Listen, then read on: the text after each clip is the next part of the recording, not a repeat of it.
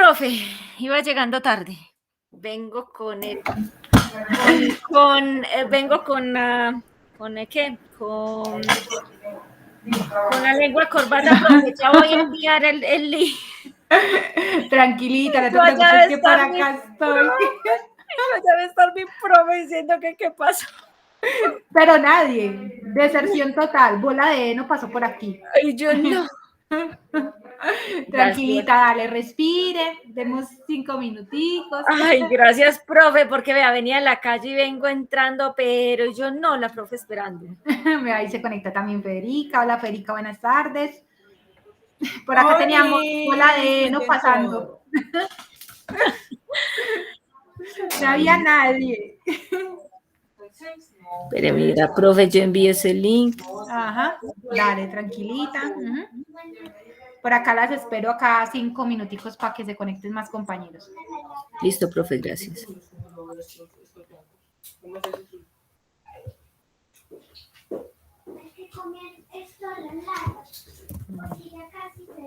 Dice, mamá, que cojamos igual cuando yo. A ver, ve. ¿Qué? Yo tiré acá y salgo que. Hola, Fede.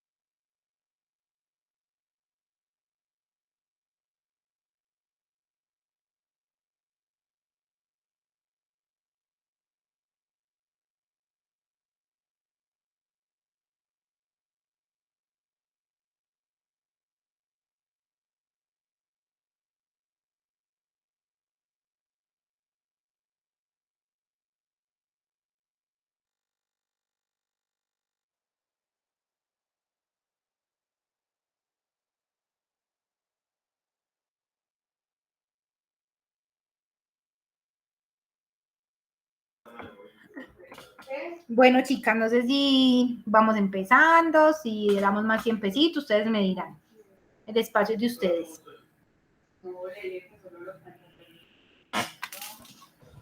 Profe, no, como quiera.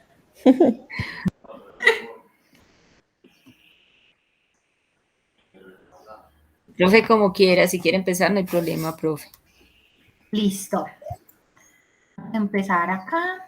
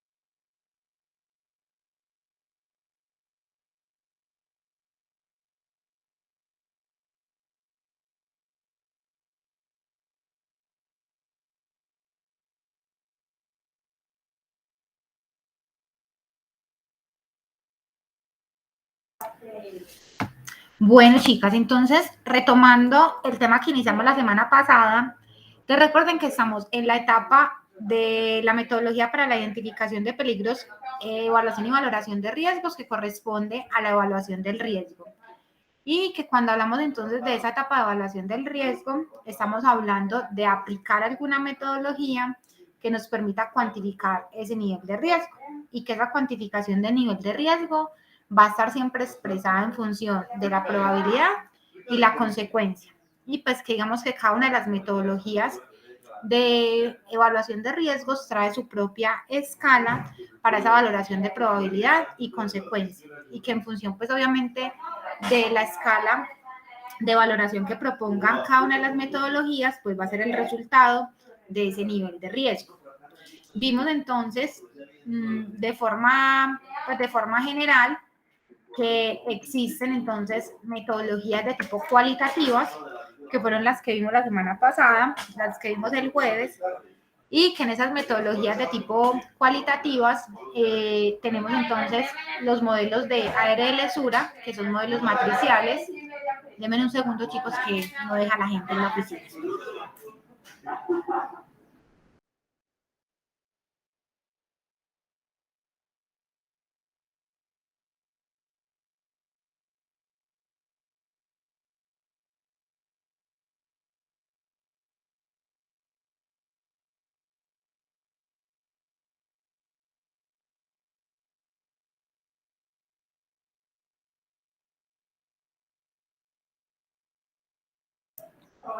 Bueno, yo creo que ahora sí. Entonces, les estaba diciendo que en los métodos cualitativos, recuerden que los métodos cualitativos entonces utilizan una escala descriptiva para valorar la probabilidad y la consecuencia o severidad, dependiendo de cómo lo denomine el método. Y vimos entonces las metodologías de Sura, ¿cierto? La descripción de las metodologías de Sura, que es un método matricial y que puede variar desde una matriz 4x4 hasta una matriz 5x5 o 6x6. Y vimos entonces también el método matricial del Instituto Nacional de Seguridad y Higiene en el Trabajo, que es el método de la matriz española, que también es un método entonces cualitativo porque también nos utiliza escalas descriptivas para la calificación de la probabilidad y la consecuencia. Y pues que si uno mira en la práctica, esos métodos son muy fáciles de aplicar porque simplemente es el cruce del valor de la probabilidad con el valor de la consecuencia y según ese cruce me va a dar entonces el nivel de riesgo como lo denomine la metodología. No sé si de pronto con relación a esas metodologías tengan alguna pregunta, algo que quiera que profundicemos o esas metodologías les quedaron claras la semana pasada, el jueves que las vimos. Profe, pues yo no estuve la semana pasada, pero entonces yo me veo la clase en YouTube. Perfecto. Y también tienen, Federica, también en la carpeta del Drive tienen los métodos. Es decir, ya que enseguida vamos, digamos que a mirarlo directamente desde el método, tienen los 4 métodos que les estoy explicando. Entonces, ahí ya en la carpeta tienen compartidas esas metodologías, la de Sura y la de la matriz española. Y ahí está escrito cómo se hace el proceso de calificación de probabilidad y consecuencia según cada uno de esos métodos. Entonces, también los pueden descargar de ahí. Ah, listo, profe, gracias. En la carpeta compartida del Drive. Jennifer Cristina, hola, buenas tardes, ¿cómo has estado? Bienvenida. Profe, buenas tardes. ¿Cómo vas? Excelente, gracias a Dios. ¿Y usted? También muy bien. Entonces estamos por acá simplemente haciendo como la introducción, retomando el tema que habíamos trabajado la semana pasada. Recuerden que estamos entonces en la etapa de análisis de riesgos y estamos viendo los métodos de valoración, los diferentes métodos de valoración, y la semana pasada entonces vimos los métodos cualitativos, que son métodos que utilizan escalas descriptivas para calificar probabilidad y consecuencia. Voy a compartirles de todas formas acá nuevamente el link de la carpeta compartida en el Drive por si de pronto alguna no lo tiene o lo perdió, para que puedan tener acceso fácilmente. Acá en el chat les dejo entonces el link de acceso a la carpeta compartida del Drive. Y como les digo, ahí en la carpeta compartida del Drive tienen los métodos, ¿cierto? Los métodos de las metodologías de análisis de riesgos, que son con las que estamos trabajando, para que las puedan descargar y puedan, digamos, consultar en cualquier momento cada una de esas metodologías si la quieren utilizar. Y digamos que hoy vamos entonces a trabajar en los métodos, vamos a empezar a trabajar los métodos cuantitativos. Y les decía entonces que los métodos cuantitativos o semicuantitativos, que básicamente terminan siendo lo mismo, cuanti o semi, básicamente ambos son muy similares. Y básicamente entonces cuando hablamos de métodos semicuantitativos o métodos cuantitativos, ya son métodos que involucran números, es decir, asignan valores, cantidades para la escala de valoración de probabilidad y consecuencia que se esté utilizando. Y en los métodos semi o cuantitativos que tenemos, encontramos entonces representativos dos. Uno que es el de la GTC 45, que sin duda es una de las metodologías de valoración de análisis de riesgos que más tenemos, digamos, de aplicación y de utilización en nuestras empresas. Y otro, por ejemplo, otro método cuantitativo que también tenemos disponible es el método FINE. Entonces, quiero que miremos esos métodos cuantitativos para que miren la diferencia en la aplicación metodológica de la escala de valoración que utilizan cada uno de esos métodos. Y entonces no pierdan de vista, ¿cierto? Esos métodos cuantitativos lo que hacen es que cogen para valorar la probabilidad y la consecuencia, lo que van a hacer entonces, lo que antes era una cualidad, acá lo van a convertir en un número. Entonces, recuerden que cuando hablamos de una cualidad, es decir, está gordo o está flaco. Cuando hablo de una cantidad, es decir, pesa 80, pesa 60. Entonces, ahí ya estoy hablando de cantidad. Siempre que me hablen de cantidades, es decir, tenga valores numéricos asociados, eso es un método semi o cuantitativo. Pero cuando tenga escalas descriptivas, eso es un método cualitativo. Entonces ahí está como la diferencia entre ambas metodologías. Y les decía la semana pasada, pues que a mí no me gusta, pues básicamente transcribir diapositivas, sino que lo que yo hago es consultar el origen de la norma o el origen del documento. Y para eso entonces vamos a abrir por acá, vamos a abrir entonces la GTC 45 y pues si nos da tiempo, trabajamos también de una vez el método FINE, pero creo que por ahora vamos con GTC 45. Muy probablemente es el método que ya han manejado en algunos otros espacios. Y como les digo, es una metodología muy utilizada hoy en día para valoración de riesgos en las organizaciones, casi digamos que de las empresas que conozco, por alguna razón, muchos se van por esa metodología semicuantitativa de valoración de riesgos, muy probablemente porque sea expedida por el ICONTEC. Eso tiene, digamos, como de fondo algunos porqués. Empezaron a implementarla muchísimo una vez se implementó, pero es una metodología relativamente reciente, porque es una metodología creada en el 2012. Entonces es una metodología relativamente reciente, pero el hecho de que sea creada por o digamos validada por el ICONTEC, hace que tenga mucho más peso en las organizaciones, aunque, como les digo, la norma no obliga a que usted utilice una metodología en específico. La norma lo que le dice es tenga una metodología de análisis de riesgos, es decir, de evaluación y valoración, pero no lo obliga a que tenga que utilizar alguna en específico. Entonces, usted es libre de implementar en su organización la metodología que usted quiera, pero sin duda alguna, esta metodología de la GTC 45 es de las metodologías que más, ¿cierto?, aplicación tienen en nuestros entornos empresariales. ¿Qué es importante tener en cuenta? Entonces, vamos entonces, como les digo, no soy de transcribir porque me parece pues como innecesario. Entonces vamos a consultar desde el origen cómo es que se hace la valoración del riesgo para GTC 45. Entonces, ¿cómo hace GTC 45 la valoración del riesgo? Entonces recuerden que riesgo siempre va a ser probabilidad por consecuencia. Y para GTC 45, entonces el riesgo se expresa como nivel de riesgo. Y ese nivel de riesgo va a estar entonces determinado por dos variables. La primera de las variables va a ser entonces el nivel de probabilidad y la segunda variable va a ser el nivel de consecuencia.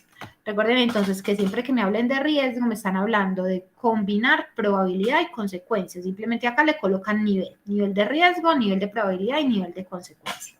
Entonces, para GTC 45, el riesgo va a ser la combinación de la probabilidad por la consecuencia. Ese nivel de riesgo, entonces, tengo entonces que mirar cómo calcula GTC 45. Recuerden que como es una escala cuantitativa, cómo calculo entonces la probabilidad y cómo calculo la consecuencia. Para GTC 45, la probabilidad, ¿listo? El nivel de probabilidad viene determinado por dos variables. Viene determinado por la variable nivel de deficiencia y nivel de exposición. Significa que si yo fuera a desagregar en GTC 45 el nivel de riesgo, ¿cierto? Sería entonces como nivel de probabilidad, nivel de deficiencia por nivel de exposición. Si yo fuera entonces a desagregar este nivel de riesgo de GTC 45, como este nivel de probabilidad es nivel de deficiencia por nivel de exposición, sería entonces nivel de deficiencia por nivel de exposición por nivel de consecuencia, si uno quisiera como ampliar la fórmula. Sin embargo, como es matricial, solamente puedo tener dos variables. Siempre que me hablen de esas matrices, solo puedo tener dos variables. Y en este caso, esas dos variables es probabilidad y es consecuencia. Entonces, tengo que hallar primero la probabilidad y ya luego, ahí sí califico la consecuencia. Entonces, la probabilidad va a estar entonces determinada por dos variables. El nivel de deficiencia y el nivel de exposición. Y ten mucho cuidadito porque como son valores numéricos que salen de tabla, es muy importante saber aplicar los valores de tabla en cada uno de los casos. Entonces, el primero de los valores, que es el nivel de deficiencia, el nivel de deficiencia va a tener, ¿cierto?, 4 opciones. Entonces, el nivel de deficiencia va a ser o muy alto o medio o bajo. Si esto fuera solamente cualitativo, solamente tendría esta escala. Pero como el valor es numérico, finalmente el valor que utiliza es valor numérico, miren que el valor que utiliza es 10, 6 o 2. Entonces se dice que es semi-cuantitativo porque combina una escala descriptiva como es muy alto con un valor numérico que es el 10. Pero el método es numérico porque realmente lo que vamos a utilizar en la matriz van a ser números, no van a ser letras, sino que van a ser números, no van a ser descriptores, sino números. Entonces, cuando me hablan del nivel de deficiencia en GTC 45, el nivel de deficiencia está asociado a dos variables. Uno, a la materialización del evento, es decir, que ya se haya presentado o que ya hayan ocurrido incidentes o accidentes asociados con ese peligro que yo estoy valorando.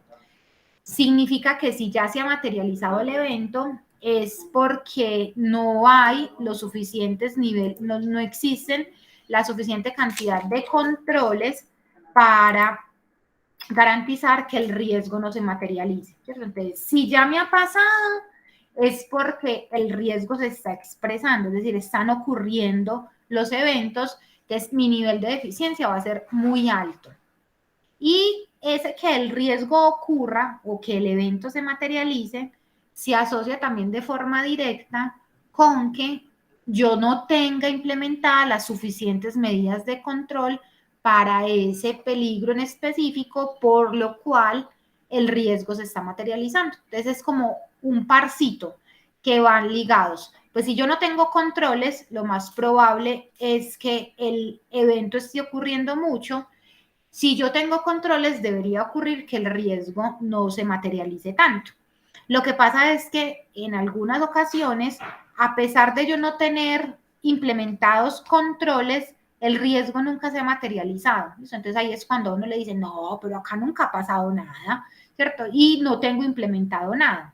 Entonces, en esos casos, ¿cierto? No siempre es ley que si no hay controles me haya pasado el evento. Entonces, puede que hayan ocurrido. Recuerden que la ley de incidentes versus accidentes nos dice que pasan muchos casi accidentes, me dan muchas alertas, muchas señales antes de que ocurra realmente un evento significativo o un evento grave.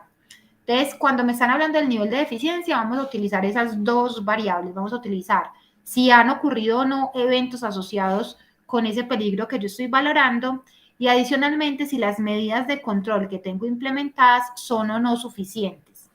Y hay 4 escalas, 10, 6, 2 o no se le asigna ningún valor.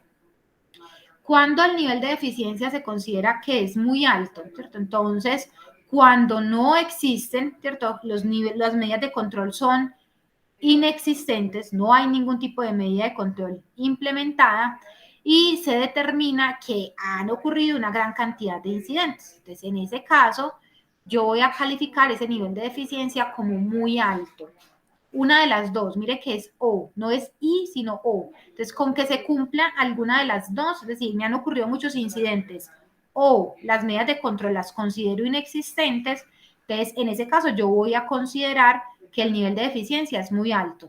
Entonces, típico conductor de moto, entonces, mensajero. Entonces, si yo tengo un mensajero que no tiene pase, no tiene ningún tipo de elemento de protección personal, no ha recibido ninguna capacitación en manejo seguro, la moto es un tiesto de moto que se mantiene más varada que cualquier cosa, pero el de la moto le dice a usted, no, pero a mí no me ha pasado nada, nunca me ha pasado nada, nunca me he chocado, mire que acá estoy enterito, listo, pero usted va y mira la moto y tiene 20.000 raspones, 20.000 rayones. Entonces, probablemente no le ha pasado nunca nada grave, pero el nivel de deficiencia yo lo consideraría muy alto porque no tiene ningún tipo de medida de control implementada. Entonces, con que se cumpla una o la otra, voy a calificar ese nivel de deficiencia como muy alto, que va a tener un valor de 10. Si el nivel de deficiencia es alto, es decir, ¿cierto? Existe una probabilidad de que los incidentes o eventos sean significativos y puedo considerar que las medidas de control son relativamente bajas. Entonces, he hecho alguna cosita, pero no, todavía nos falta implementar muchísimas medidas de control. Entonces, ahí no lo voy a considerar muy alto, sino que voy a considerar el nivel de eficiencia como alto y en ese caso el valor va a ser 6. Va a ser entonces un nivel de eficiencia medio con un valor de 2 si digo que realmente no han ocurrido, ¿cierto? Eventos o poco significativos los eventos que han ocurrido con esa persona, con ese peligro. Y adicionalmente puedo decir que he implementado un número significativo de medidas de control.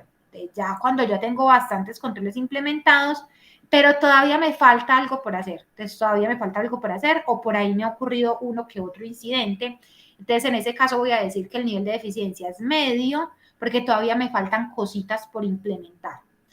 Y cuando yo puedo asegurar que efectivamente no me falta ninguna medida de control por hacer y que el riesgo a mí no se me ha materializado, que hace desde la última valoración hacia acá no me ha ocurrido ningún evento asociado con ese peligro y que yo ya implementé todo lo que considero que se debe de hacer para controlar ese peligro, entonces en ese caso el nivel de eficiencia lo voy a considerar como bajo y si yo considero el nivel de eficiencia como bajo, automáticamente eso me va a dar un nivel de riesgo bajo. ¿Cómo así? Entonces me voy a adelantar a la tablita del final para que ustedes me entiendan. Entonces, si yo considero que el nivel de deficiencia es bajo, me voy a ahorrar todos los pasos que siguen, es decir, a ese peligro no le voy a valorar ni nivel de exposición ni nivel de consecuencias, sino que automáticamente, si yo digo que eso es bajo, ese peligro entonces lo voy a calificar, miren acá, acá en la matriz, acá en la matriz, listo, de una, eso me va a dar entonces un nivel de riesgo 4 con valor de 20. Automáticamente me va a dar el nivel de riesgo más bajo posible, que es un 4 con un nivel de riesgo 20. Y eso solamente se va a obtener, chicos, solamente se va a obtener cuando yo considere que tengo todas, absolutamente todas las medidas de control implementadas y que no me falta nada por implementar. Entonces, en ese caso, automáticamente obtengo el nivel de riesgo, es decir, me ahorro los pasos que siguen y puedo considerar ese riesgo como bajo. Eso en cuanto a el nivel de deficiencia, que es la primera de las variables que se asocian con la calificación del nivel de probabilidad, que es la variable 1 para poder calcular el nivel de riesgo. Ojo con esto, ¿listo? La norma, eso pocas personas digamos que lo consultan, la norma me entrega 2 anexos. En esos 2 anexos, para los peligros que son higiénicos, recuerden que los peligros higiénicos son aquellos que se pueden medir, aquellos que yo puedo medir. Esos peligros, entonces, voy a poder entonces ampliar o soportar un poco más la calificación del nivel de deficiencia, entendiendo un poco más la información cualitativa o cuantitativa de esos peligros. Y eso está en el anexo C y en el anexo D. Entonces, ¿qué dice el anexo C y el anexo D de la norma? ¿Cierto? Entonces, me dice, vean, el anexo C de la norma le dice que de manera cualitativa, miren, de manera cualitativa, usted puede valorar el nivel de eficiencia de peligros como la iluminación, como el ruido, ¿listo? Como las radiaciones ionizantes, como las radiaciones no ionizantes y como las temperaturas extremas, las vibraciones y los peligros de tipo biológicos, ¿cierto? Entonces, miren, acá le da guía para aquellos peligros que se pueden medir. Entonces, ¿qué le dice? Le dice, vea, por ejemplo, vamos con el de ruido. Ustedes, digamos, lo tienen ahí fresquito. Entonces, por ejemplo, el de ruido le dice de forma cualitativa, es decir, usted aún no ha medido el ruido en su organización y usted necesita cualificar el nivel de eficiencia asociado con la exposición al ruido. Entonces, usted va a decir, usted podría decir que el nivel de ruido, el nivel de eficiencia va a ser muy alto, ¿cierto? Es decir, que le va a poner 10 si no puede escuchar una conversación normal a menos de 50 centímetros, se puede considerar alto cuando usted puede escuchar una conversación de forma normal a una distancia casi de 1 metro, va a ser medio cuando se escucha a una distancia de más de 2 metros, y si no tiene ningún tipo de dificultad para escuchar, usted puede decir que el nivel de eficiencia en ruido es bajo. Y así para diferentes peligros. Entonces acá le da guías de cómo usted puede, ¿cierto?, valorar el nivel de eficiencia para diferentes tipos de peligro. Entonces, por ejemplo, en movimientos repetitivos. Entonces, acá le dice, usted cómo podría valorar el nivel de deficiencia para un peligro como los movimientos repetitivos sin haber hecho ninguna evaluación, por ejemplo, de tipo ergonómica para un puesto de trabajo.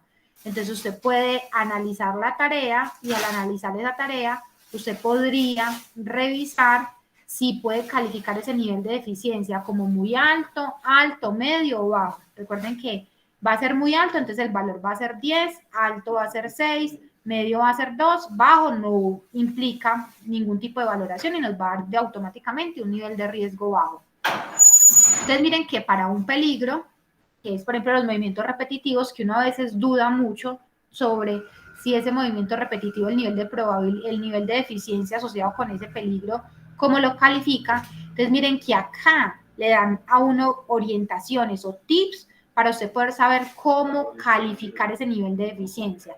Entonces puede ser tan bajo, ¿cierto?, en el que le dice, vea, una actividad que involucra cualquier segmento corporal con una exposición inferior al 50% del tiempo de trabajo, en el cual hay pausas programadas, o puede ser tan alto, muy alto, en el que dice actividad que exige movimientos rápidos y continuos de cualquier segmento corporal a un ritmo difícil de mantener, es decir, que usted puede ver ciclos de trabajo menores de 30 segundos o de 1 minuto, o hay una concentración de movimientos que utiliza pocos músculos durante más del 50% del tiempo de trabajo. Entonces miren que usted puede utilizar esa escala que a veces uno se queda cortico sin saber de dónde soportar, por qué utiliza o por qué valora con cierto nivel de eficiencia uno u otro peligro. Entonces acá, por ejemplo, en este anexo, le permite a usted con argumentos cualitativos, mire que ahí no tiene valores cuantitativos, sino simplemente de forma observacional usted podría valorar esos peligros utilizando esta guía. Eso es de forma cualitativa, ese es el anexo C. Y en el anexo D de la misma GTC 45, entonces en el anexo D ya le dice, vea, con datos cuantitativos, es decir, ya usted tiene medidos. Entonces, si usted ya tiene medidos, entonces acá le está diciendo que usted puede evaluar de forma cuantitativa esos peligros siempre y cuando entonces usted obtenga lo que se conoce como el nivel de riesgo. Y el nivel de riesgo de exposición, y entonces le dice, vea, la exposición va a ser muy alta, 10, 6, ¿cierto? Alta, media 2 o baja 2. Y le está diciendo, en función, por ejemplo, ustedes no han visto químicos, pero digamos que cuando vean químicos, esto les va a quedar mucho más claro.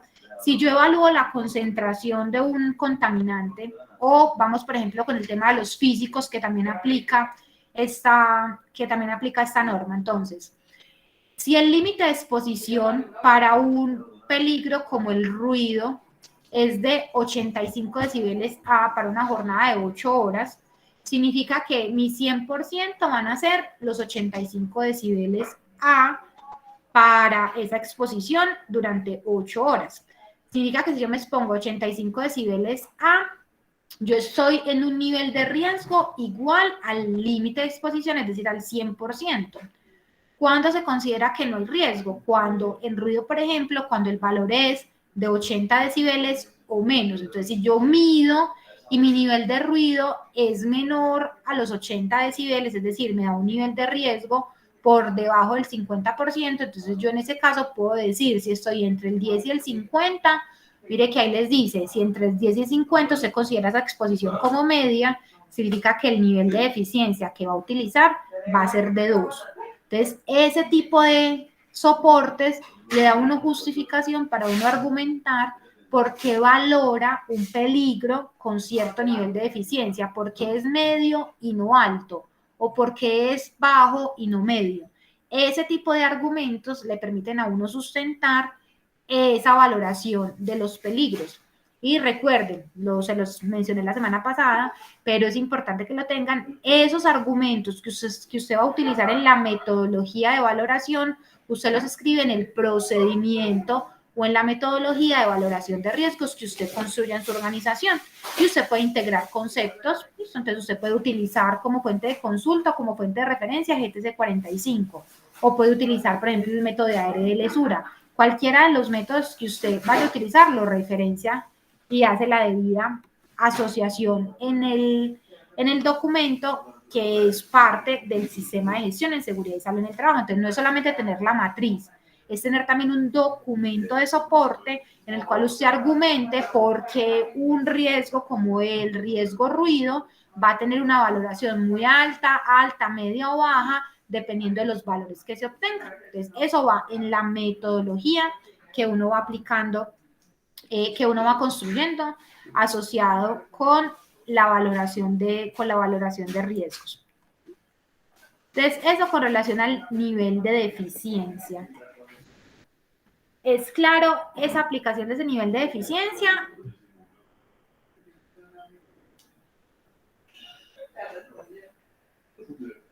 Profe, para mí sí. Uh-huh.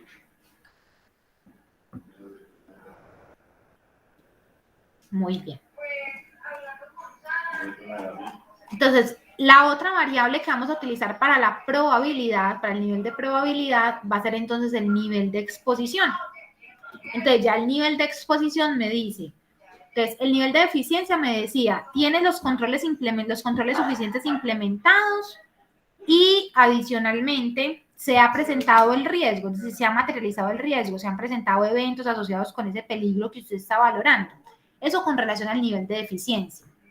Ahora, con relación al nivel de exposición, te le está diciendo, venga, cuénteme qué tan frecuente es la exposición a ese peligro, es decir, qué tanto de su jornada laboral el trabajador se expone a ese peligro en específico que usted está valorando. Entonces, el nivel de exposición para GTC 45 utiliza también 4 escalas, me dice, va a ser continua, frecuente, ocasional o esporádica. Y va a ser entonces, si es continua, el valor es 4. Si es frecuente, el valor es 3. Si es ocasional, el valor es 2. Y si es esporádico, el valor es 1. Y ojo con esto. El nivel de exposición se mide en función de qué tanto es la exposición de una jornada laboral del trabajador, es decir, de una jornada de trabajo ordinaria de ese trabajador, qué tanto de su porción del tiempo se expone a ese peligro. Entonces, no se les olvide, siempre llévenlo a eso. De su jornada laboral, si mi jornada es de 8, 10 horas, de esa jornada laboral, que es lo ordinario para mí, ¿qué tanto de la jornada me expongo a ese peligro que yo estoy valorando? Entonces me dice, eso va a ser continuo, ¿sí? Si la exposición se genera de manera ininterrumpida durante un tiempo prolongado de la jornada laboral. Entonces usted puede decir que casi que toda la jornada laboral se expone a ese peligro. Va a ser frecuente y en ese caso entonces usted va a valorar ese nivel de exposición con un 4.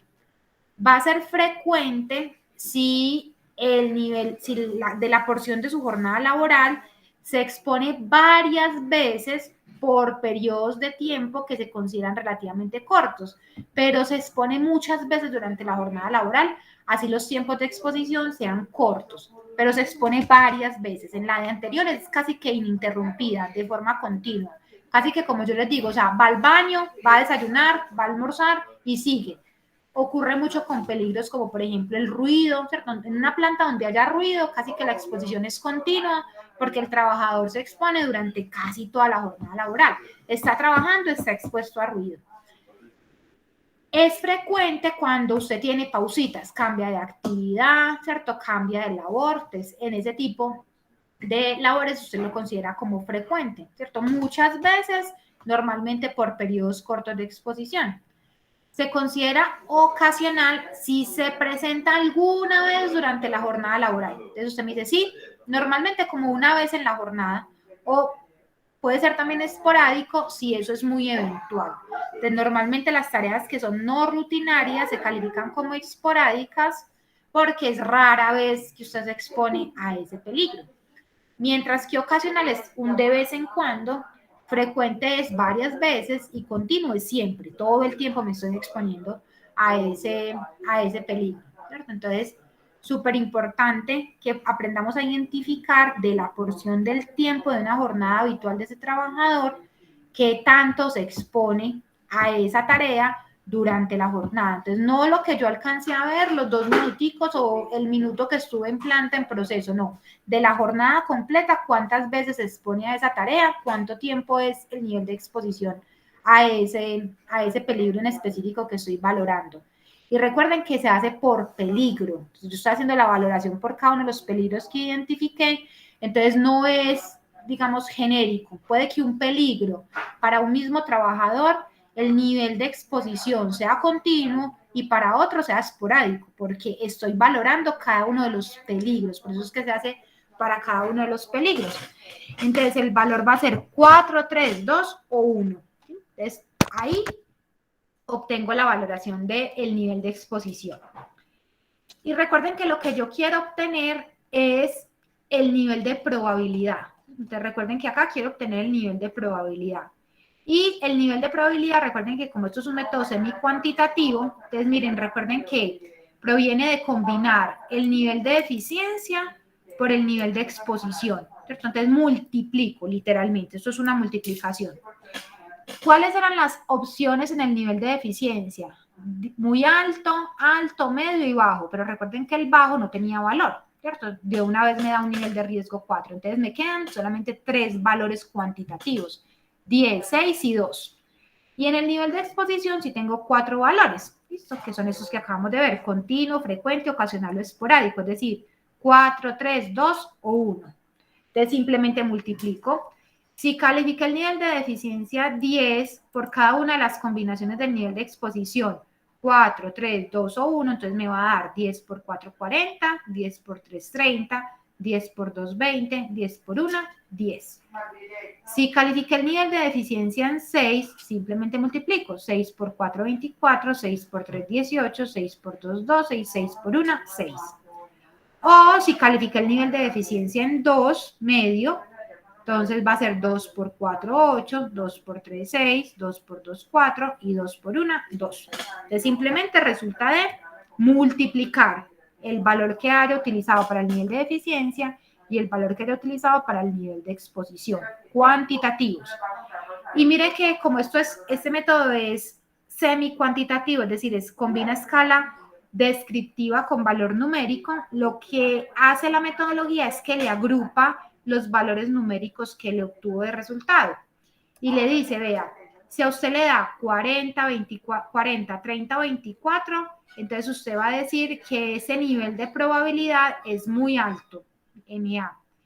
Si le da 20, 18, 12 o 10, va a ser alto. Si le da 8 o 6, va a ser medio. Y si le da 4 o 2, va a ser bajo. Entonces, ojo con esto, esos son valores cerrados, muchachos. O sea, usted utiliza el valor exacto, usted utiliza 10, 6 o 2. Usted no dice, ay, entre 10 y 6 yo voy a poner un 8. No, el método no existe con 8, existe con 10, con 6 o con 2. Son valores exactos los que usted va a obtener, los que usted va a utilizar para la valoración. No puede utilizar intermedios. O decir, ay, entre 6 y 2, no, yo voy a poner un 4, porque está como ahí en la mitad. No, no existe. O pone 10, o pone 6, o pone 2. No existe un valor intermedio entre ellos. Entonces, mire que acá coge y convierte esos valores para el nivel de probabilidad, esos valores cuantitativos que se obtuvieron, los convierte a una escala cualitativa. Entonces le dice, va a ser muy alto si le da entre 40 y 24. Va a ser alto si le da entre 20 y 10, va a ser medio si le da entre 8 y 6 y va a ser bajo si le da entre 4 y 2. Entonces, simplemente lo que le está haciendo es que le está diciendo de forma cualitativa, es decir, con un descriptor, cómo se podría también valorar la probabilidad.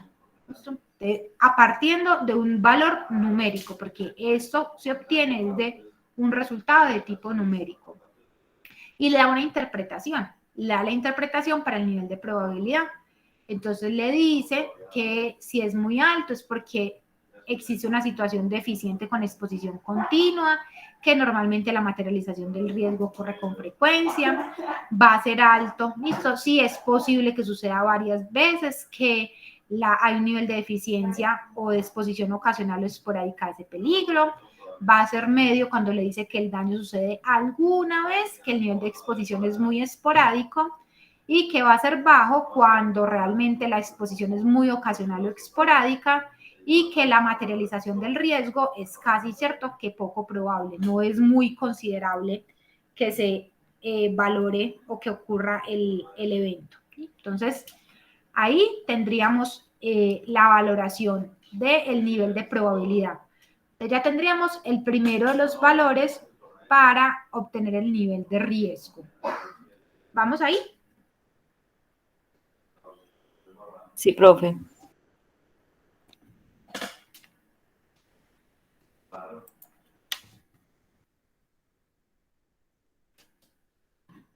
Ahora, ¿cuál es entonces la otra variable que se utiliza para calcular el riesgo? Entonces vamos a tener acá, ya tenemos la probabilidad, vamos entonces ahora con la consecuencia. Entonces el nivel de consecuencia para GTC 45, entonces también es 4 escalas y me dice, eso va a ser mortal o catastrófico, va a ser muy grave, grave o leve. Entonces el valor numérico para cada uno de ellos es, si es mortal o catastrófico es 100, es muy grave 60, grave 25, leve 10. Y es muy importante uno ser muy consistente con ese método de valoración en términos de consecuencias, ¿cierto? ¿Por qué? Porque uno casi que tiende a ser exagerado y valora el nivel de consecuencia muy alto, ¿cierto? Entonces hay que tener mucho cuidado porque no todo mata, ¿cierto? Entonces, solamente voy a utilizar en este método, solamente voy a utilizar el 100 cuando ese evento realmente tiene el potencial, cuando ese peligro realmente tiene el potencial de generarme la muerte del trabajador, solamente la muerte, ¿cierto? y va a ser muy grave. Entonces, mire que es diferente entre mortal o catastrófico a muy grave. Entonces, sí, qué pesar, eso me genera una enfermedad crónica muy grave, me va a generar una incapacidad permanente parcial para el trabajador, pero no lo mata. Entonces, es muy grave, no es mortal o catastrófico. Entonces, hay que tener muy diferenciado que sí me mata de forma inmediata al trabajador y que me genera una incapacidad permanente parcial o una invalidez. ¿A qué voy con esto? Si yo tengo un trabajador haciendo un trabajo en alturas, colgado a 5 metros, ¿listo? Ese trabajador, si se me cae de ahí, ese trabajador se me puede matar. Entonces, ahí la consecuencia, el nivel de consecuencia, si va a ser mortal o catastrófico, es decir, la valoración de ese evento en temas de consecuencia, sí va a ser un 100. Ahora, yo tengo un trabajador que labora con un polvo y ese polvo es cancerígeno. Entonces resulta que pues ese trabajador va a desarrollar el cáncer, muy probablemente eso me va a generar una pensión por invalidez y sí, muy probablemente el desenlace final va a ser que ese trabajador se muera, pues todos nos vamos a morir. Pero la consecuencia directa de la exposición al peligro no fue la muerte, fue una invalidez o una pensión, ¿cierto? Una incapacidad permanente parcial. Entonces, siempre valoro la consecuencia directa, pues porque finalmente todos nos vamos a morir, pero lo que valoro es si la exposición a ese peligro, como consecuencia directa de la exposición a ese peligro, el evento es o no mortal. Entonces, en ese caso, si mi respuesta es sí, el evento es directamente mortal, entonces en ese caso yo voy a decir, eso es mortal o catastrófico, entonces el nivel de consecuencia va a ser 100. Pero si no, pues por más grave que sea, pues ese trabajador no se va a morir, ¿listo? Es decir, tiene una enfermedad muy grave, puede desarrollar una enfermedad muy grave, no recuperable, por ejemplo, una sordera, lo que se conoce como una hipoacusia. Eso es no recuperable en la mayoría de los casos, pues yo no vuelvo a recuperar mi umbral de audición, muy triste, se quedó sordo y todo, pero en temas de consecuencia, eso se considera muy grave, no se considera catastrófico. Entonces, solamente consideramos bajo este método catastrófico aquello que realmente como consecuencia directa de la exposición al peligro me pueda matar al trabajador. De lo contrario, va a ser muy grave, que en ese caen entonces todo lo que sean las lesiones o las enfermedades graves e irreparables, es decir, que me generan incapacidad permanente parcial o invalidez. Las graves son las que me generan lesiones o enfermedades con incapacidad laboral temporal, y las leves son aquellas que ni siquiera me alcanzan a generar incapacidad. Entonces, ahí tareita, muchachos, súper importante, ahí a modo de nota personal, súper importante para ustedes aprender a diferenciar qué es una incapacidad laboral temporal, qué es una incapacidad permanente parcial y qué es una invalidez. Entonces, súper importante, eso para ustedes tiene que ser así como uno sabe el número de la cédula, es decir, para uno tiene que quedar muy claro bajo el sistema general de riesgos laborales que se considera una incapacidad laboral temporal, que es una incapacidad permanente parcial y que es una invalidez, para que ustedes puedan tener argumentos, ¿listo?, para un proceso de calificación, súper importante. Entonces, anótenlo ahí muy bien para que lo puedan tener claramente identificado. Eso está en la norma, pero digamos así como a grosso modo, ¿cierto? Entonces, todo lo que son incapacidades laborales temporales son aquellas incapacidades que no son objeto de calificación para pensión. ¿Cierto? Entonces, siempre que yo no tenga pérdida de capacidad laboral, y cuando yo tengo una incapacidad, por más larga que sea, pero el trabajador se puede recuperar y puede volver a trabajar, es decir, no hay lugar a un proceso de calificación para pérdida de capacidad laboral, eso se considera una incapacidad laboral temporal. Entonces, típico, una cirugía, usted por ejemplo usted se cayó, se fracturó tibia y peroné, por más larga que sea la incapacidad, usted estuvo incapacitado 6 meses, hizo terapia, todo, volvió a trabajar, quedó enterito, eso es una incapacidad laboral temporal. No hay objeto o no hay lugar a ningún tipo de pérdida de capacidad laboral. Ahora, cuando usted sufre algún tipo de lesión que sí le genera pérdida de capacidad laboral, es decir, que usted enterito, usted equivale a un 100%. No se les olvide, uno enterito, funcionando, sirviéndole a este mundo, uno vale un 100%. Si yo pierdo desde la perspectiva laboral capacidad para trabajar, eso se califica en términos de porcentaje.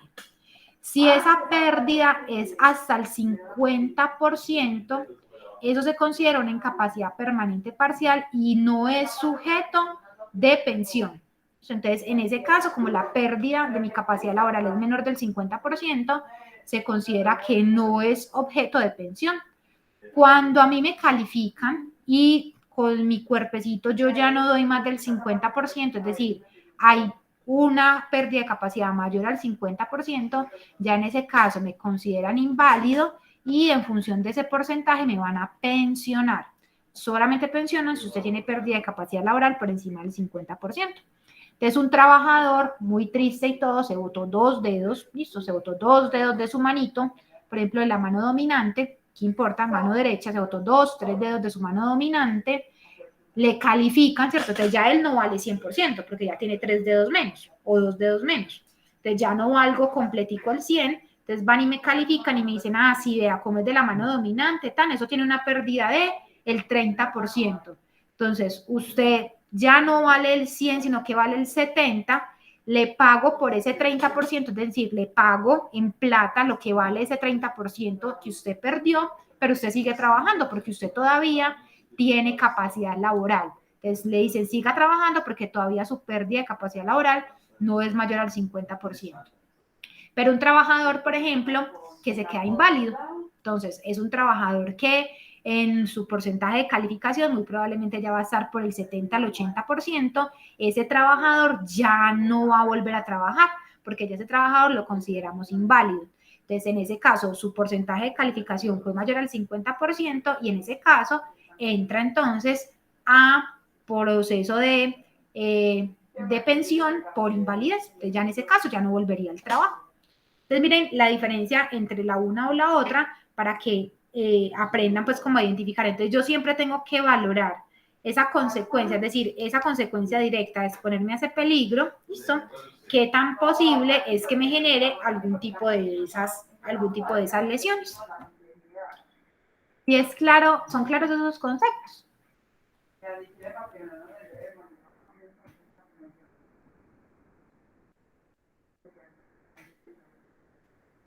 Sí, profe.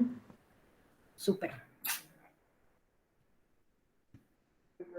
Entonces miren que ya tengo los dos resultados. ¿Listo? Ya tengo el resultado del nivel de probabilidad y ya tengo el resultado del nivel de consecuencia. ¿Listo? Y son métodos, son valores de tipo numérico. Recuerden que son, aunque tienen asociado una escala descriptiva, el método utiliza números para calificar. Entonces, en la escala de probabilidad, los valores que yo pude haber obtenido era o 40, o 24, o 20, o 10, o 8, o 6, o 4, o 2. Esos son los posibles valores que yo obtendría en el nivel de probabilidad. Recuerden que estos valores del nivel de probabilidad provienen de esta tablita. Entonces pude haber obtenido 40, 30, 20, 10, 24, 18, 12, 6, 8, 6, 4, 2. ¿Cierto? Esos son los valores de probabilidad que yo pude haber obtenido. Esos valores son los que ustedes tienen aquí. 40, 24, 20, 10, 8, 6, 4 o 2. Esos son los valores arriba del nivel de probabilidad. Ahora, el nivel de consecuencia.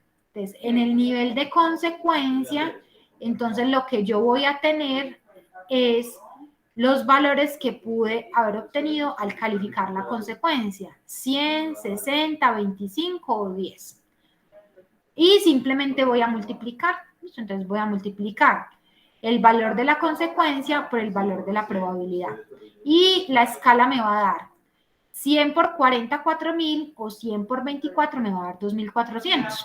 Si cuando yo obtengo mi nivel de consecuencia por mi nivel de probabilidad me da entre 4.000 o 2.400. Y básicamente sale de multiplicar eso, 100 por 40 o 100 por 24, que me da 2.400. Lo mismo, 100 por 20, 2.000, 100 por 10, 1.000. 100 por 8, 800, 100 por 6, 600. 100 por 4, 400, 100 por 2, 200. Entonces miren que esas escalas de el nivel de riesgo se obtienen simplemente de multiplicar el valor del nivel de consecuencia por el valor del nivel de probabilidad. 60 por 40, 60 por 24, 60 por 20, 60 por 10, y así voy construyendo la escalita. Ahora, esa escala, ¿cierto? Esos valores numéricos que yo obtengo se asocian con un nivel de riesgo. Y para GTC 45 el nivel de riesgo es 1, 2, 3 o 4. Esas son las 4 opciones en términos del nivel de riesgo. Y entonces, miren, vamos a tener nivel de riesgo 1 si el valor de multiplicar la consecuencia por la probabilidad, el más alto que puedo obtener es ¿cuál? 100 por 40, que me dio 4000. Y en esta escala, el valor más bajo que puedo obtener es de multiplicar 25 por 24, que me da 600, o de multiplicar 100 por 6, que me da también 600, o de multiplicar 60 por 10, que me da 600. Entonces, miren que el menor de los valores en esta escala es 600, que es lo que aparece aquí. Entonces, miren, va a ser un nivel de riesgo 1, que son los que están pintados en rojito, si el nivel de riesgo les da entre 4000 y 600. Ahora, ¿cuál seguiría? Entonces, miren que seguirían cuáles, los amarillitos, que son los niveles de riesgo 2. Y esos niveles de riesgo 2, entonces me van a dar entre el mayor. Entonces, el mayor me va a dar de multiplicar 25 por 20, 500. Y el menor de multiplicar, ¿qué? 25 por 6, que es 150. Entonces, miren que acá lo ven, entre 500 y 150 me va a dar un nivel de riesgo 2. Entonces, todo lo que caiga entre 500 y 150 me va a dar como nivel de riesgo 2. ¿Cuál sigue? El nivel de riesgo 3. Entonces, ese nivel de riesgo 3 me va a dar entre 120 y 40. Entonces, todo lo que me ve. Nivel de riesgo 3, 120, entre 120 y 40, lo voy a considerar nivel de riesgo 3. Y va a ser nivel de riesgo 4, todo lo que me dé 20. Eso que solamente va a ocurrir cuando multiplique 10 por 2, que me va a dar 20. Y recuerden que en este nivel de riesgo 4 también van a incluir aquellos peligros cuyo nivel de probabilidad, cuyo nivel de deficiencia les haya dado bajo, que significa que tengo implementadas todas las medidas de control posibles. Preguntas capciosas. ¿Por qué, por ejemplo, está pintado esto de blanquito? Porque resulta que tengo dos opciones. Voy a obtener un 10 por 20, 200, pero también puedo obtener un 10 por 10, 100. El 200 es un nivel de riesgo 2, que en este caso sería amarillito, y el 100 es un nivel de riesgo 3, significa que en ese caso sería verdecito. Entonces, esta puede ser amarilla y esta verde. Entonces, por eso es que lo pintan de blanco, porque esta porción sería amarilla y esta porción sería verde. Y lo mismo aquí. Esta sería, entonces, ¿de dónde sale el 240? De multiplicar 60 por 4, 240. Entonces, este sería amarillo, pero también puede ser 60 por 2, que es 120. Y en ese caso, el nivel de riesgo sería 3. Significa que podría ser amarillo o verde en función del nivel de riesgo. Y esa es como la escala que se obtiene. Entonces se va a decir 1, 2, 3 o 4, dependiendo del valor que se haya obtenido al multiplicar ese nivel de riesgo. Sea 1, sea 2, sea 3 o sea 4. Entonces, básicamente miren que es un método semicuantitativo, combina escala descriptiva, porque utiliza escalas descriptivas para aplicar los números, pero los resultados son numéricos, porque son de cantidades, provienen de aplicar valores numéricos que son netamente de multiplicar cada uno de los valores dentro de la matriz. Y digamos que me va a dar como opción 4 niveles, 1, 2, 3 o 4. Pero miren que yo puedo tener, ¿cierto?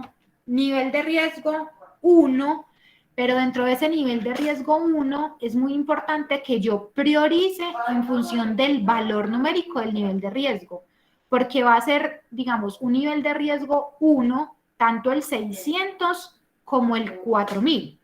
Pero, ¿cuál de los dos sería más crítico? ¿El 600 o el 4000? A pesar de que ambos sean nivel de riesgo 1. ¿Qué creen ustedes?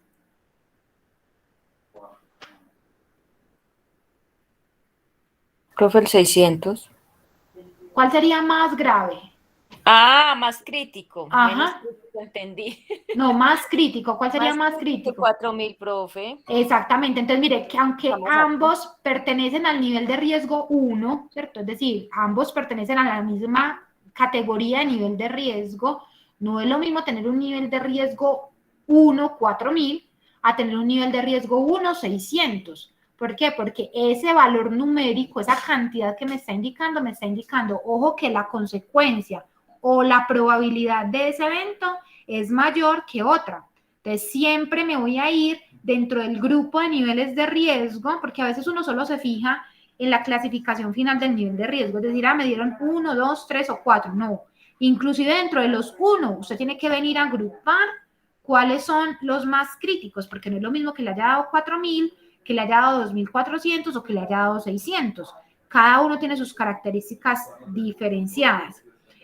E inclusive dentro de la misma categoría, mire que ustedes tienen, por ejemplo, dentro del nivel de riesgo 1, dentro de los 600, usted tiene 3 opciones. Mire que usted el 600 lo puede obtener de un nivel de consecuencia 25 por 24, ¿cierto? En probabilidad, pero también lo puede obtener de un nivel de consecuencia 60, ¿cierto? Por 10, 600, o también lo puede obtener de un nivel de consecuencia 100 por 6. ¿Sí? Mire que lo puedo obtener de esas 3. ¿Cuál de los 3 sería más crítico?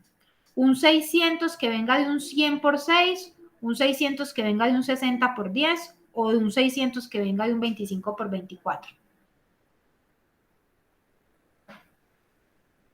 100 por 6. Muy bien, excelente. Entonces, ese 100 por 6, ¿por qué sería más crítico que un 25 por 24?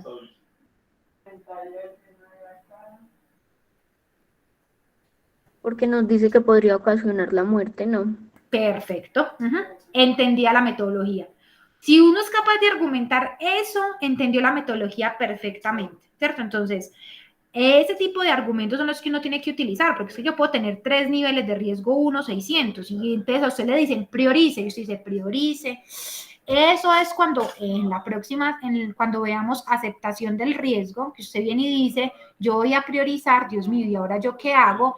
Esos criterios de priorización son los que uno tiene que argumentar allá. Entonces me voy a ir por aquellos, ¿cierto? Eventos cuya consecuencia sea más crítica. Entonces yo voy a priorizar aquellos eventos que sean catastróficos, porque yo no me voy a cargar un muerto. Entonces, ojo con eso. Entonces yo justifico. O habrá quien me diga, no, profe, venga, no, qué pena, para mí es más crítico el que le dio 25 por 24, porque es que el nivel de probabilidad es más alto que el de los otros, significa que el evento se va a presentar mucho más fácilmente. También es válido. Entonces, dependiendo del criterio que yo utilice, voy a priorizar mis riesgos, porque el número solito no me dice nada. Yo necesito saber el número, de dónde proviene, para poder hacer una buena clasificación y una buena priorización dentro del mismo nivel de riesgo, porque me pueden dar muchos unos. Entonces, no es práctico, ¿cierto? Pues digamos, no suele ser fácil cuando uno solamente mira por el resultado final e inclusive por el número, ¿cierto? Hay veces que es muy fácil porque 4000 no proviene sino solamente de una sola combinación, pero es que el 200 puede provenir de varias combinaciones, el 1000 puede provenir de varias combinaciones, entonces tengo que entender de qué combinaciones que proviene ese nivel de riesgo que estoy obteniendo para poder argumentar cuáles son prioritarios en términos de exposición a ese peligro que estoy analizando.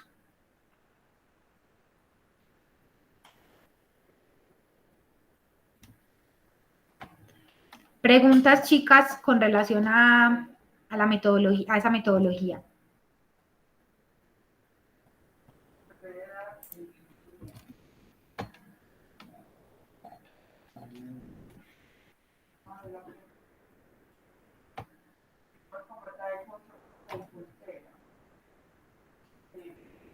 Profe, no, yo creo que no. Que está muy clara. Ya esa la habían trabajado, ¿cierto? Muy probablemente esta era la que habían trabajado en la otra asignatura, ¿cierto? Sí, profe. Pero nos quedó más clara ahorita. Listo, sí, o sea, te digamos que esta metodología, como les digo, muy utilizada. O sea, hoy en día van a ver en las organizaciones que se utiliza mucho el método de GTC 45, que le veo yo que muchas personas lo aplican y no tienen claro el argumento de cómo lo aplican. Entonces, cuando ocurre, pues cuando tengo que justificar ese tipo de criterios, es cuando uno patina. Entonces uno no puede patinar, uno tiene que tener claro por qué le puso 100 o por qué le puso 60 al nivel de consecuencia. Entonces, cuando uno tiene esos argumentos del método claros, es cuando uno puede justificar en el tema de valoración de riesgos. Y recuerden que eso tiene congruencia con los planes de trabajo, con los planes de acción que uno implementa en seguridad y salud en el trabajo. Porque ocurre mucho que eso se desarticula y eso no tiene conexión. Entonces yo a veces les pregunto, venga, ¿y usted por qué está trabajando en el tema de alturas? Y cuando me dicen, no, profe, pues porque como hay una norma que dice que hay que trabajar en el tema de alturas, yo le digo, ok. Y ese peligro está priorizado en tu matriz de peligros y riesgos. Y va uno y mire, ni siquiera está identificado. Entonces, ojo con eso, ¿cierto? Los planes de trabajo, es decir, los planes de acción que yo hago, se deben enfocar en disminuir los niveles de riesgo. Y puede que yo vaya y mire y resulta que es que mi nivel de riesgo prioritario ni siquiera es ese. Puede que mi nivel de riesgo prioritario sea, por ejemplo, el ergonómico, y yo esté haciendo desgaste y esté trabajándole a otro peligro que realmente no es relevante y que en temas de nivel de riesgo no tengo cómo demostrar. Visualmente, yo en mi matriz debería tener 0 rojos. Es decir, yo en mi matriz, dime. Hay una pregunta, o pues que a mí no sé si estaré equivocada.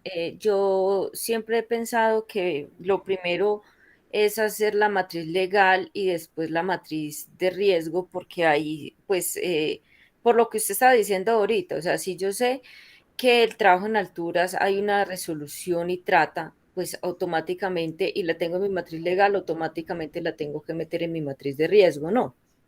Van de la mano. Digamos que casi que se construyen, casi que son las dos, Se casi que se construyen construyen en juntas. paralelo, exactamente. Casi que yo liga, porque, te lo digo porque cuando tú se complementan, porque cuando tú construyes la matriz de requisitos legales, no solamente identificas el requisito, sino que adicionalmente asocias la evidencia de cumplimiento del requisito. Si esa matriz de requisitos legales está bien diseñada, yo puedo hacerle trazabilidad a la implementación de esos requisitos. Entonces, normalmente van cruzados, ¿cierto? Entonces, normalmente, un requisito que yo tengo como definido como requisito legal en mi matriz, donde la evidencia ya la tengo definida y puede que no la cumpla, eso automáticamente se traduce en una necesidad en mi plan de acción, pero asociado a un peligro específico. Entonces van casi que cruzados, o sea, van... Gracias, profe. Sí, porque con el profesor el profesor de legislación, en una ocasión, pues que estábamos como hablando del tema, yo le decía, si bien debo de hacer la matriz legal, la matriz de riesgos, pues la legal es la que habla que debo de tenerla. Entonces él me decía, sí, precisamente para hacer la matriz de riesgos tú debes de tener en cuenta todo lo legal que debes de establecer en ella. Van de la mano. Entonces tú no podrías hacer, primero empezar a buscar riesgos sin saber qué te dice, o sea, la legalidad de tu empresa, qué te exige que debes de tener. Pero digamos que se complementan, o sea, como te digo, o sea, no es que una vaya primera que la otra y tienen información diferente. ¿Por qué? Porque digamos que el cómo, porque digamos el requisito legal te dice el cómo controlar el riesgo. Entonces mira que el cómo controlar el riesgo es una parte de la matriz de riesgos, ¿cierto? Pero eso no te excluye de que hayas hecho la identificación y la valoración del riesgo. Pero entonces mira que son complementarios. Y como te digo, muy probablemente algo que tú tengas en la evidencia de cumplimiento de un requisito legal te va a servir para complementar en la matriz de riesgos, en la parte de las medidas de control. Entonces sí pueden ir y pueden ir muy en paralelo. La ejecución puede ir muy en paralelo Y pues digamos que normalmente las matrices legales salen primero que las matrices de riesgos, suelen salir primero, ¿cierto? Es decir, es más fácil hacer una matriz legal que una matriz de riesgos, en términos generales. Sí, eso me decía él, que precisamente por eso, porque esa era como lo que prevenía en sí a la empresa y automáticamente hacía valer la matriz de riesgos. Decía él, eso era lo que fundamenta, porque si yo tengo mi matriz legal mal hecha, automáticamente matriz de riesgos puede también estar ahí. Y cuando yo actualizo la matriz de riesgo legal, debo estar pendiente de que también esa actualización en riesgos esté. Entonces dice, van de la mano teniendo en cuenta que de que primero, decía él, para mí, y siempre lo he trabajado, primero se hace la legal y ahí sigue, o sea, van en paralelo, pero sin la legal no estaría bien soportada la matriz de riesgo, decía él. Tiene razón, lo que te digo es, tú puedes perfectamente tener la etapa de identificación y valoración de una matriz. Recuerden que yo acá les di como, pues les sugería que cuando ustedes estén construyendo una matriz de riesgos, lo hagan por bloque. Es decir, ustedes se encarguen de hacer primero toda la caracterización de procesos, actividades, tareas, luego se enfoquen en toda la identificación de peligros, luego se vayan a la etapa de valoración y luego se vayan a la etapa de tratamiento del riesgo. O sea, que lo hagan por bloque, o sea, lo hagan para todo por bloque. ¿Por qué? Porque tú puedes perfectamente tener en versión, digamos, inicial el ejercicio de identificación y valoración, sin necesidad de haber todavía definido las medidas de control requeridas. Muchas de las medidas de control que tú definas, ¿cierto?, se unifican y te ayuda mucho tener el soporte legal de cuáles son las medidas de control que yo tengo que tener implementadas para ciertos peligros específicos. Entonces ahí se complementa con los requisitos que yo tengo definidos en la matriz de requisitos legales. Vamos a un caso práctico. Entonces vamos con el tema de alturas, ¿cierto? Entonces digamos que yo vengo, miren, la primera etapa, o sea, para hacer la caracterización del proceso, actividad, tarea, identificar el peligro y valorarlo. Miren que hasta ahí yo no necesité el requisito legal. Hasta esa etapa yo no necesité para absolutamente nada el requisito legal asociado con el tema de trabajo en alturas. Ya lo identifiqué y ya lo valoré. Ya sé que es un riesgo prioritario para mi organización. Ahora sí, ¿qué debo de hacer? El qué debo de hacer lo voy a ver soportado en el cumplimiento del reglamento para trabajo seguro en alturas. Entonces ahí sí voy y me fijo qué dice el reglamento de trabajo seguro en alturas y voy y miro, ¿cierto? Numeral por numeral y voy y digo, así es que a mi empresa le aplica este y este requisito. Eso lo traduzco en medidas de control en la matriz de IPVR.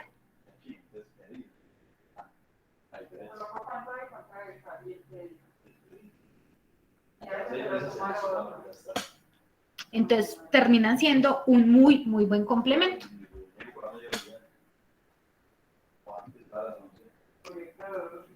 Gracias, profe. Con mucho gusto, Diana.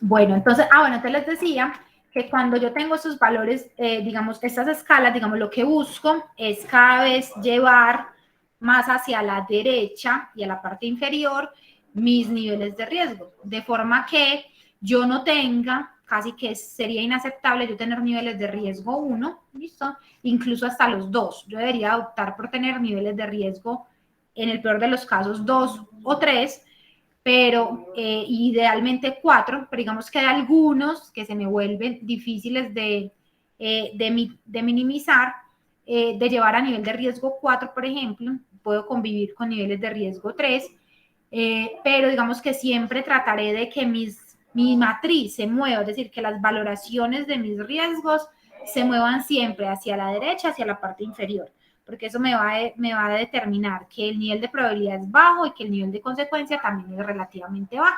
Entonces, siempre como tratar de llevar hacia estos extremos, ¿cierto? Los niveles de riesgo.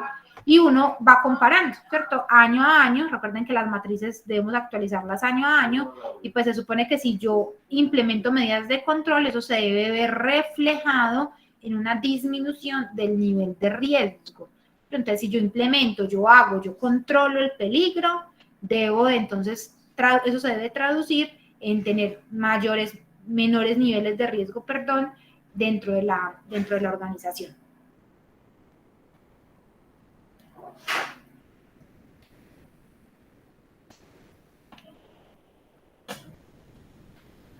Bueno, chicas, no sé si hay alguna otra pregunta, duda, comentario. Bueno, nos da para trabajar el otro método cuantitativo que tenemos ahí para revisar, como para no trabajarlo ni a la carrera ni dejarlo empezado.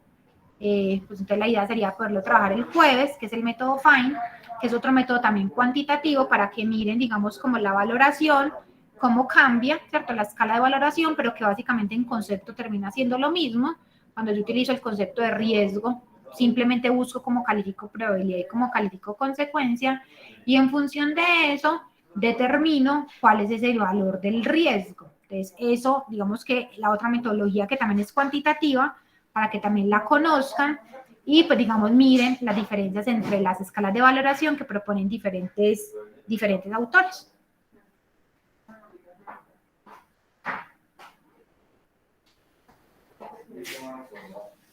Profe.